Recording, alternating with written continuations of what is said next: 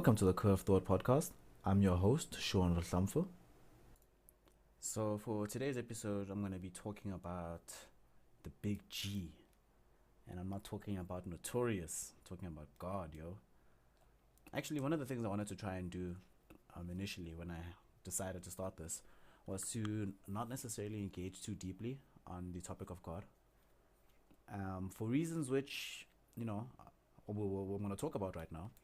But the primary reason which I decided not to do that was because I had made up my mind already about on this topic of God, and it seems, I've been trying to have my point of view amended on this topic, but it seems impervious to such proponents of the God belief as it stands right now. I'm still firmly on the side of there's no reason to believe God does exist. Even if he actually does, there's nothing to suggest that he does in the universe. But anyway, the point is that I didn't want to talk about him too much because I felt like the topic is effectively settled, right? Every now and then you have to throw a bone to this particular contention, but not really too much must be done about it. And in some sense, this is a result of being in an echo chamber, I found myself as I was living my life. Now, to some extent, we all find ourselves in this situation, right? Where you congregate friends, acquaintances, allies, the people around you, right? The family that you end up building, the support system that you engage and plug yourself into, ends up being one of people that are like-minded, right? And this is for obviously natural reasons. It's psychologically destabilizing to constantly be in a mode of argumentation, right? You want to feel like your views are validated. You want to feel understood. You want to feel like the people around you are on your side, right? There's a tribalistic aspect to what we think about the world, whether we like it or not, but it's there. And as a result, you create a circle of friends which kind of perpetuates this, right? And this was already a problem as it stood.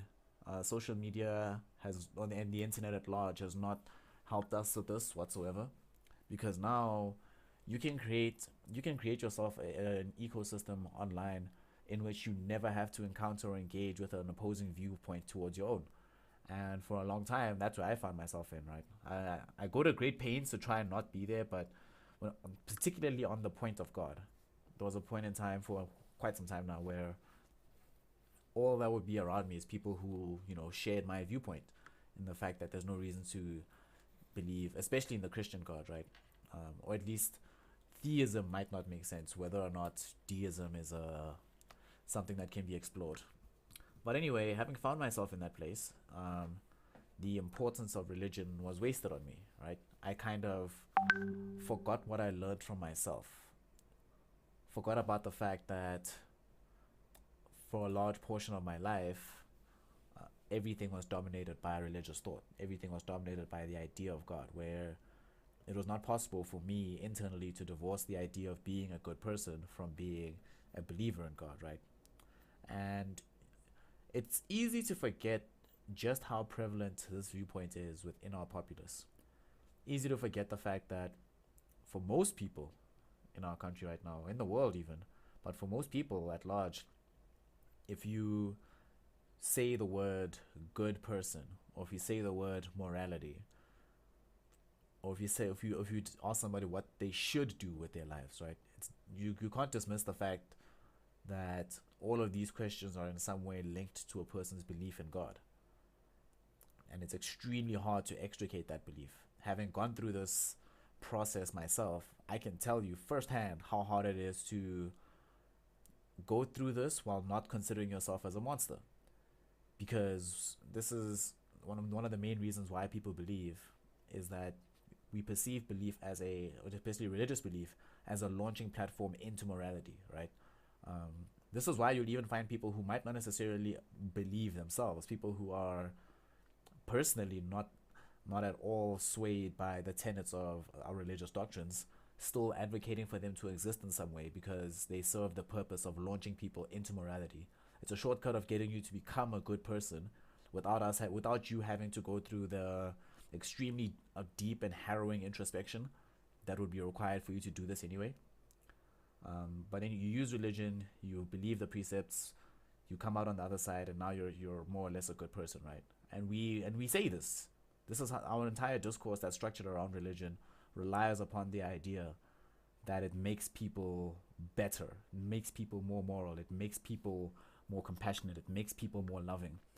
That's the basic idea, right? And in many ways, you can see why people get there.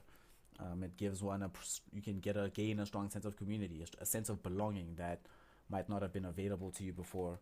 You can find yourself in a situation where through the religion you're able to probe or shear away from yourself the parts of you or the desires within yourself that would not be optimal for a good society. And people use religion as a way to get there, sort of like a springboard, as you would. But you know, as much as this is all true, right? That's all 100% true. The things I said right now about the effects that religion can have on people and the way that we view religion. But obviously, obviously, the religious precepts themselves are not. And I don't say obviously simply because I'm some dude who's elevated morally beyond the scope that any of our brethren thousands of years ago could have ever anticipated. But I say this as a matter of fact, right? We know enough about the world to be aware that there's more to it than was described to us in our religious books. But that's not what I want to talk about today. The thing I want to talk about today is the actual heart of the question. The heart of the question is how do you become a good person, or how do you behave in a good way without God? Can you be good without God effectively? Now, the spoiler alert, the answer is yes. In case you didn't, just want to skip to the end of it, it's yes. Cool. If you have the answer, pack it up, go home, guys. It's all good. But if you're still interested, the reason why, there's many reasons why, but the first thing I want to explore as to why I believe this is the case is a question. The first question we need to ask is it possible to can lies ever really can a lie ever really produce something good? Now, obviously, there are situations in which lying is by far the optimal choice in any given situation, or believing a lie is probably better than knowing the truth. But on a grand scale, when it comes to the deep question of being a good person, of being a moral human being, could you ever really say it that a lie that makes you moral is not in fact immoral? That morality, can you ever say that morality that is predicated on a lie is in itself moral? I don't think you can. And one of the reasons for this is this, right? So imagine you find yourself in a situation where you've just lost your house. You just lost, like you're like a modern day Job, right? You just lost your house, you just lost your job, your wife left you, your boyfriend left you, all your friends are cussing you out, and you lose your followers on Twitter. All the bad shit in the world that could happen at any given point in time happens to you in one fell swoop, right? Now, when you're in that situation, hopefully there might be one or two people left in your life that could still give you some level of solace. When those people come to you and they say, "Hey, let's try to cheer you up," right? The last thing that's gonna help, the last thing that you want to hear when you're in your awful, destitute situation, right? The last thing that you want to hear about is about Superman, right? Like if somebody tells you, "Hey man, listen, don't stress about it. Superman was once traveling to Brainiac Planet, and he underwent these adventures, and that helped him feel better afterwards." That you don't want to hear that shit. Or if somebody tells you, "Hey, listen, I was once going to the moon, and then on the way to the moon, I crashed. And when I crashed, my entire body was destroyed and disintegrated, but an angel came down to me and healed me all up, and now I'm fine now." You don't want to hear that shit. As much like you can concoct any given story which might have the desired mood effect, right? That has all the arcs in a particular story that might make a person relate to it and want to feel better. But if the person is aware that that story isn't true, there's little that you can really resonate with, right? Obviously, there's lessons and parallels that can be drawn from stories. That's why stories exist and why stories are important, and conversely, why religion is important. But you can never really, really, really, really, really take this into your core and allow this narrative of events or allow this communication to change you on the inside if you don't believe it's true. If you are viscerally aware that you're only being encountered with the allegory, it doesn't change you, right? It doesn't move you. It can highlight certain things in your mind, but it doesn't who you are as a person and your circumstances stay exactly the same. Unless, of course, the thing is you truly believe the story you're being told is true. Then suddenly that has moral implications above and beyond simply thought experiment implications. And one of the other things that we really have to be honest about when it comes to how we've structured this whole conversation about having to believe in a God to be a good person, right? This assumes that human beings do not know what it is to be good. This assumes that morality is a subject which is ever beyond us, and there's no possible way for us to even grapple with the question of being moral apart from the constraints put upon us by God, right? But I don't think that's necessarily the case, and I'm 100% sure, literally 100% sure, that most people don't actually think this is the case themselves. And the way to realize this, the fact that I guarantee you knew, you had an idea about what good and evil was before somebody explicitly told you this is good and this is evil. Consider the fact of people who will be raised or will be born and raised, right, into truly the worst situations that humanity has to offer. You know, you're born as you spend your life as a child soldier in some militia in Central Africa, or you've been raised as a slave by somebody who's enslaved, like by some guy who's got you in his basement, or you find yourself in a situation where you're in a horrendous cult that you've been raised in from birth, right? The world is replete with examples of people who escape these things, right? And who come and tell their story to the wider world. And they escape them without knowing about the fact that a wider world exists. They are simply moved to understand that where they are is not how humans should be living. This is not the way that life should be. Sure, that it might be the case for them subjectively that this is all that life is at this point in time. But that subjective understanding that this is not that all that life is to be, that really should tell us something, right? And one of the ways you can demonstrate this, even if you do hold sincere belief, is to think about the following. Let's say tomorrow, or let's say tonight, whenever you go to bed tonight, whatever time that this is, you go to bed, you sleep, and as you wake up in the morning, you wake up, you're proper, and as you wake up, you get raptured into heaven.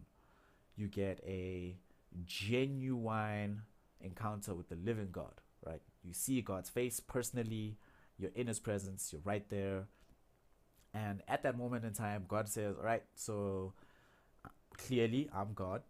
Whatever test that you would normally use to be certain that this is God, God does whatever you ask and says, simply ask how can I demonstrate to you that I am God? Ask of it and I shall do it for you. You ask it, God does it, you believe it's God, then God says, sweet. All you need to do here on out is return to earth.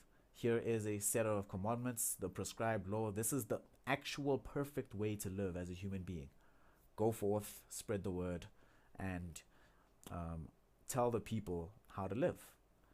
Now, many people would say that would possibly be the most important day of your life. I would agree. But as soon as you came back to earth, right? Let's even assume that you don't even wake up in your bed. Let's say God himself puts you on a flaming chariot of horses. You fly back to earth. Whatever the case may be, right? As soon as you land here, the primary problem you'll be grappling with is not whether or not you think that God is real now. It's not whether or not you have proof. It's not whether or not there is a good reason subjectively to believe this. No, the thing you're going to grapple with is how to convince everybody else that the set way to live life that I've come back with is in fact the perfect way to live. How do I impart this information towards the rest of the world?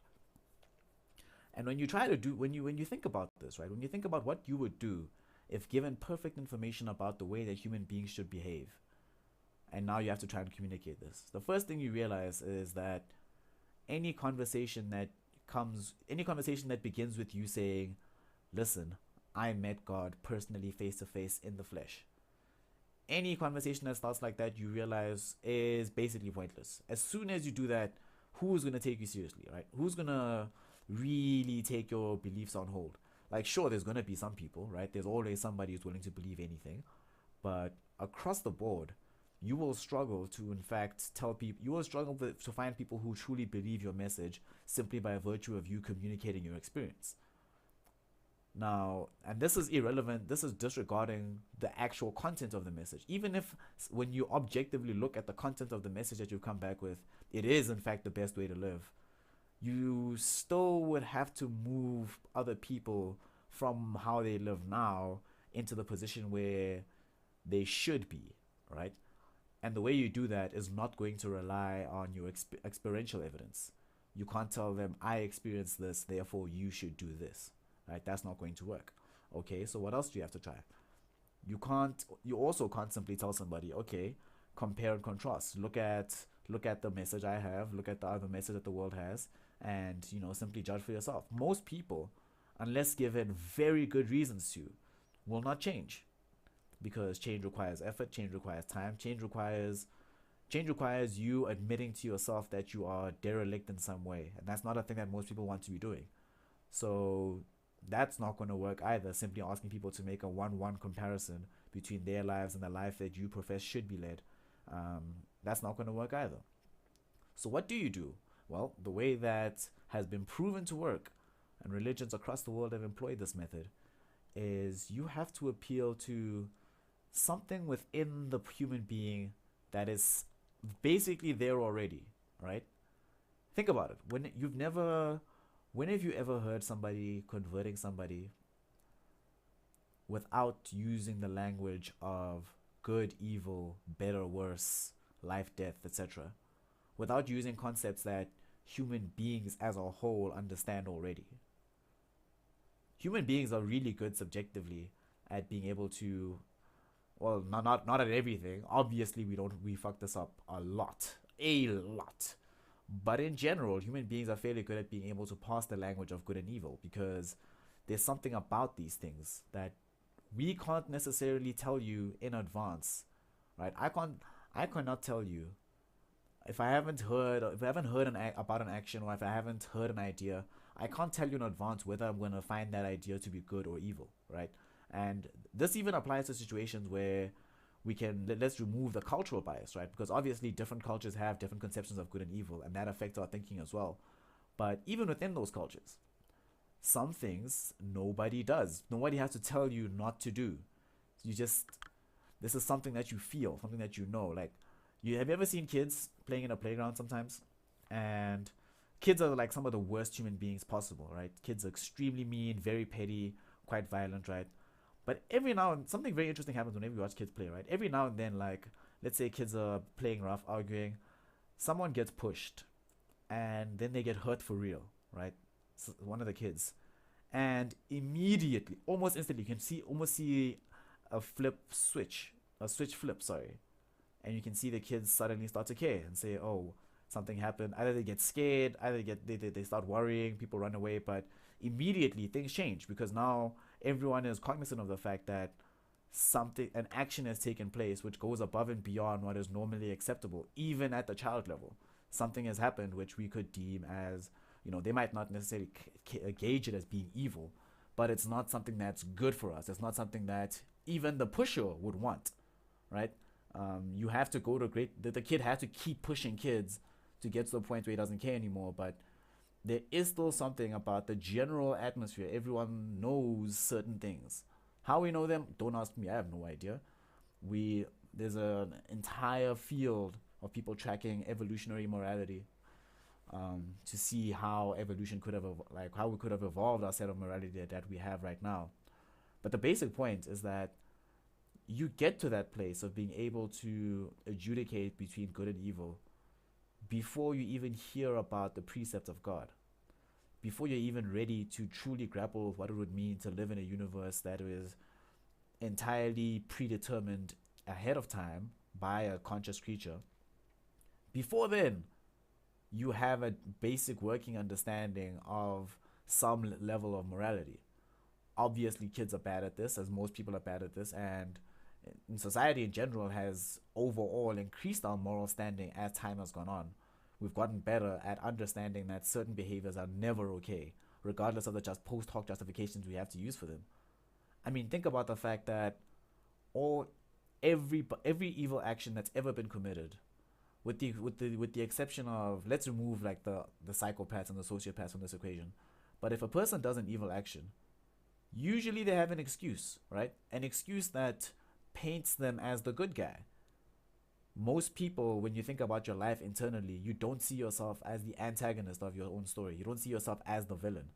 Sure, there are people that are, but for the most part, you see yourself as the good guy. And if you do something, right, and you see that people perceive this to be the wrong thing, you will find a way to make yourself the good guy. And you will do this independent of what else you believe, independent of where you were raised, independent of your socioeconomic status. There's always a way for you to try and change the world to make yourself good. Even though objectively your actions could be considered as being bad or evil, you you will use moral language to put yourself in a good light. I think that it might not look like it, but that tells us a lot about the human mind, the human spirit, and what we think about where we are, how we perceive goodness versus evil. Evil is literally anathema to having a healthy conscious experience, I think.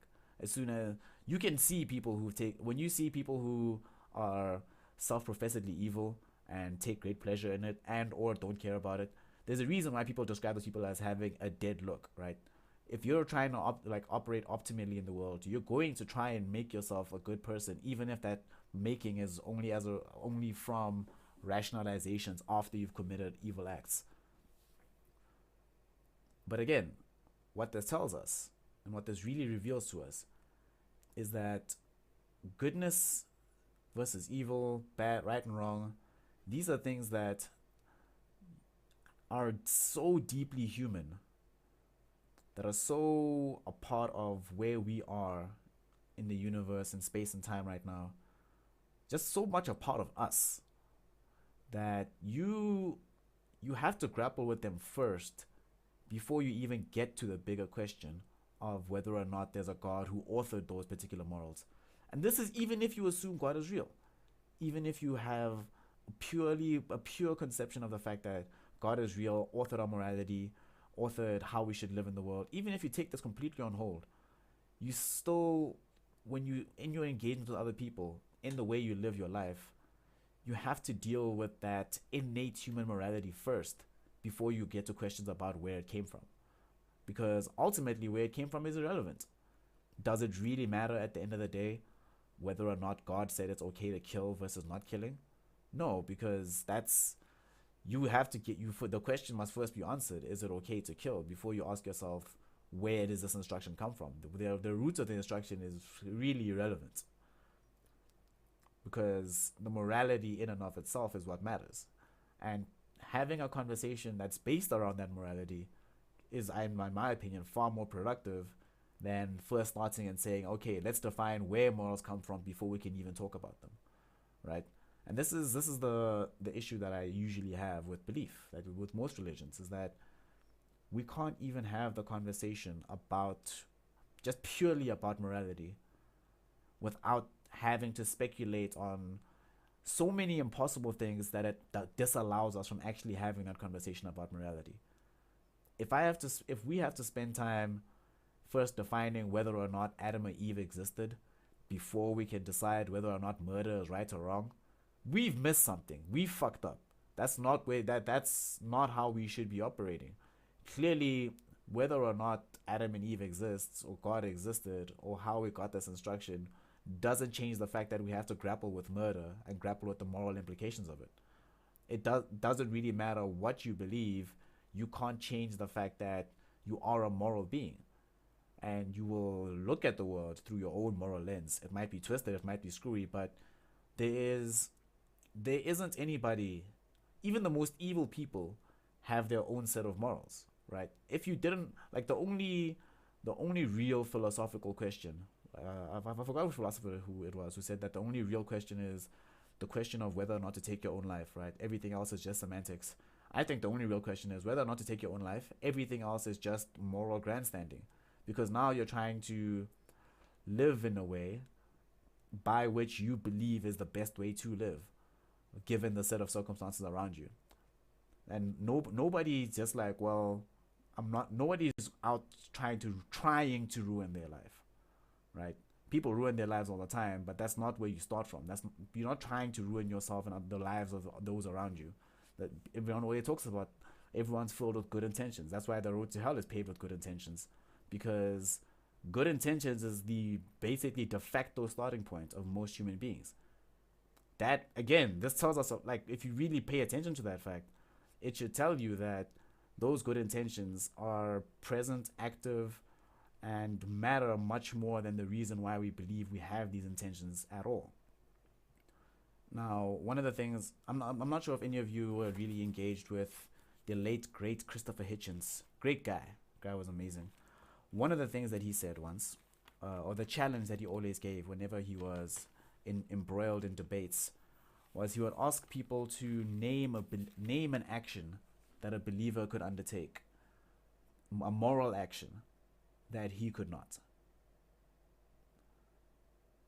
Like, really think about that. Can you, as a believer, think about a genuinely moral action, something that is at its core a good thing to do, that somebody who didn't believe exactly as you believe would be disallowed from doing? There were people who tried. There was a couple of pastors who had mentioned tithing, of course, but I can tithe if I really wanted to. It would like be no sweat off my back. I don't want to, but I could. I would consider it to be an immoral action, but if I change my mind, I could. I could easily tithe. But the only person who could adjudicate whether or not that was a moral action, people would say no, but you didn't do it with the correct spirit. You weren't believing properly.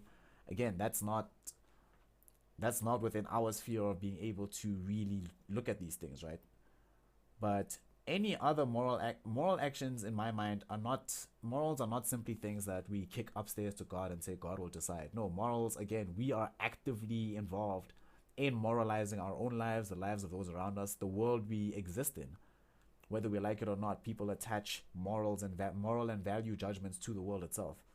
And within those actions, within that world, there is nothing that you could do as a believer or as someone who thinks that they have the perfect moral understanding of the world. Nothing you could do that somebody who thought differently could not do simply by virtue of not believing the same as you do. Now, when you think about that, it changes the game, doesn't it?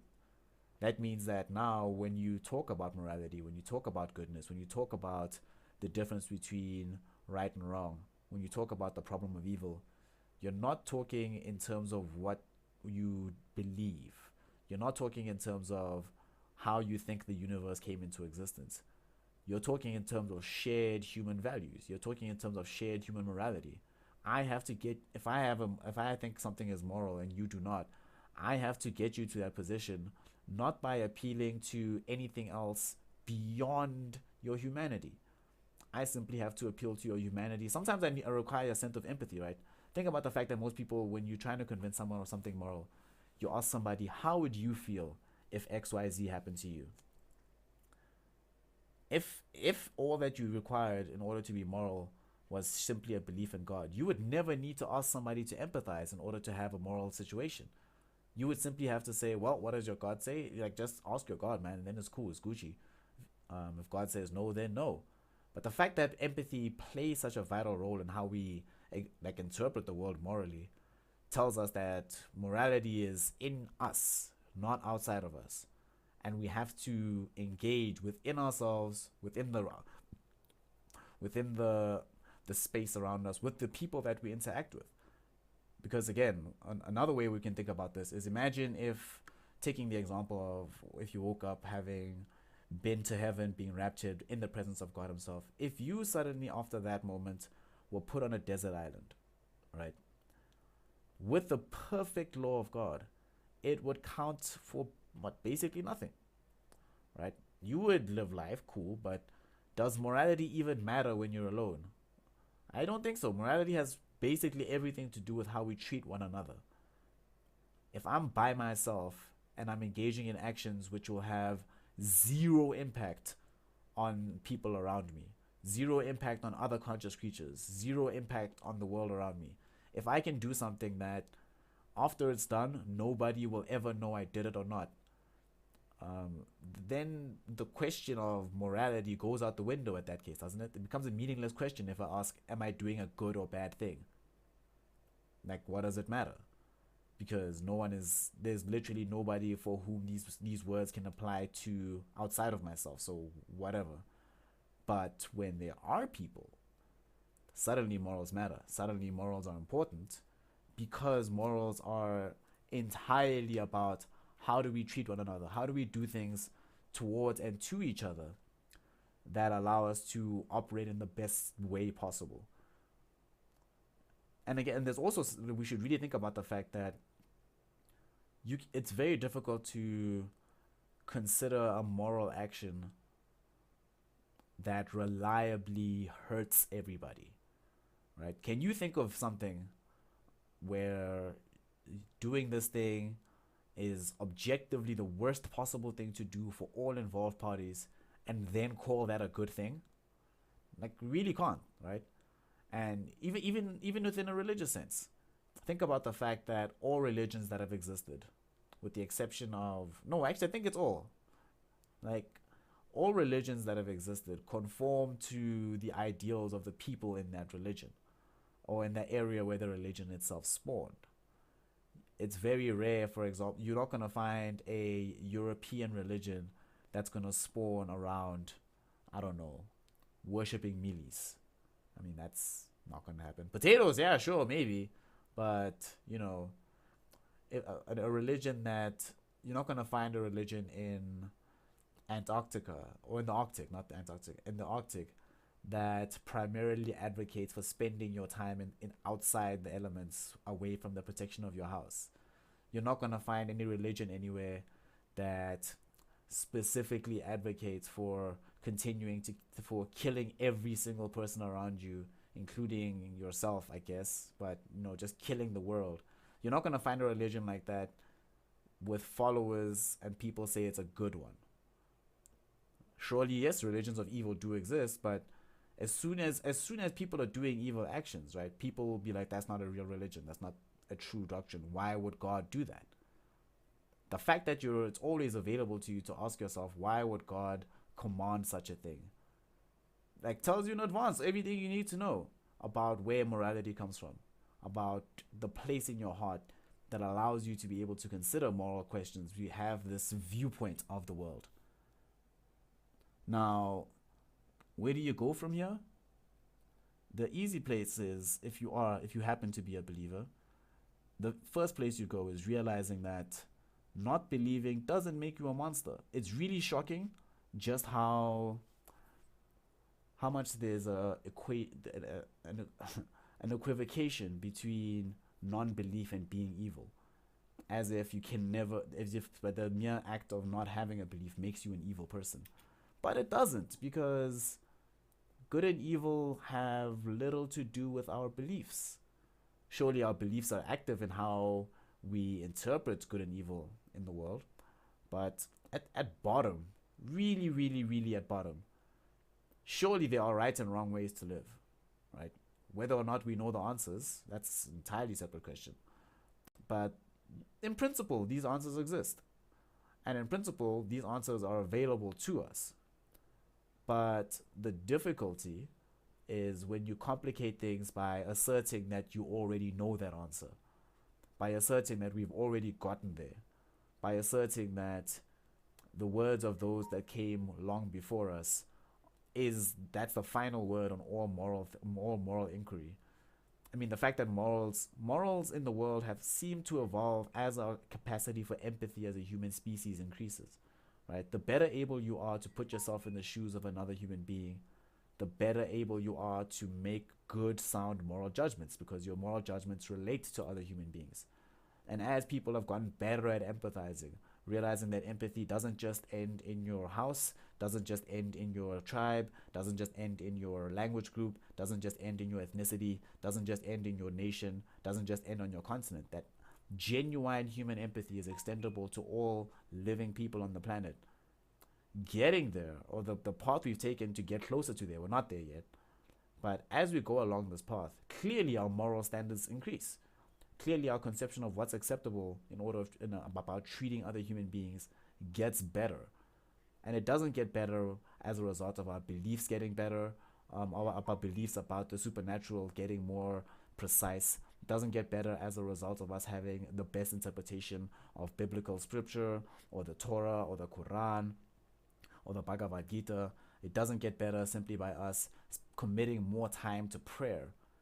It gets better simply by us opening our eyes to the fact that the person next to you, 100 Ks from you, 1,000 Ks from you, opposite side of the world to you, is just as important as you are.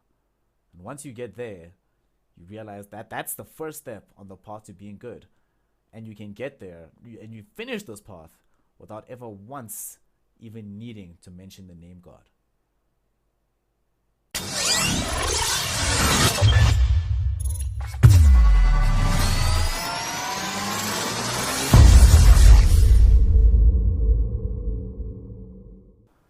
Thank you for taking the time to listen today. If you enjoyed what you heard, you can like us on YouTube, share on your favorite social media, and most importantly, give us feedback. Tell us what you liked, tell us what you didn't like, and tell us what you'd like to hear in future. But above all, give yourself a pat on the back and continue to have interesting conversations.